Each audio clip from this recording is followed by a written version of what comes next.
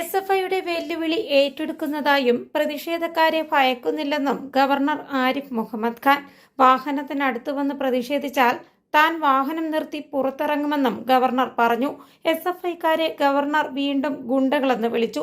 Police സുരക്ഷയെക്കുറിച്ച് ആകുലതയില്ലെന്നും അദ്ദേഹം പറഞ്ഞു. ഗവർണറെ കരിങ്കൊടി കാണിക്കുന്നത് തുടരുമെന്ന് CPM സെക്രട്ടറി MV ഗോവിന്ദൻ വ്യക്തമാക്കിയതോടെ ഗവർണറുടെ പൊതുപരിപാടികൾ പോലീസിന് തലവേദനയാകും. അതേസമയം പ്രതിഷേധത്തിനിടെ ഗവർണർ ആരിഫ് മുഹമ്മദ് ഖാൻ ഇന്ന് കാലിക്കറ്റ് സർവകലാശാലയിലെത്തും. ഗവർണറെ ക്യാമ്പസിൽ കാലുകുത്താൻ അനുവദിക്കില്ലെന്നായിരുന്നു SFIയുടെ വെല്ലുവിളി. ആ വെല്ലുവിളി ഏറ്റെടുത്താണ് ഗവർണർ സർവകലാശാല ഗസ്റ്റ് ഹൗസിൽ തന്നെ തങ്ങാൻ തീരുമാനമെടുത്തത്. കേരള, കാലിക്കറ്റ് സർവകലാശാലകളിലെ സെനറ്റിലേക്ക് BJP അനുകൂലികളെ തിരുകി കയറ്റുന്നു എന്നാരോപിച്ചായിരുന്നു തിരുവനന്തപുരത്ത് ഗവർണർക്കെതിരായ SFIയുടെ പ്രതിഷേധം. വിവാദത്തിന് കാരണമായ അതേ സർവകലാശാലയിലേക്കാണ് ഗവർണർ എത്തുന്നത്. ഗവർണർക്കെതിരെ പ്രതിഷേധം ശക്തമാക്കാനാണ് SFIയുടെ തീരുമാനം. ക്യാമ്പസിലേക്ക് SFI മാർച്ച് നടത്തുമെന്നാണ് ലഭിക്കുന്ന വിവരം. News desk, India today.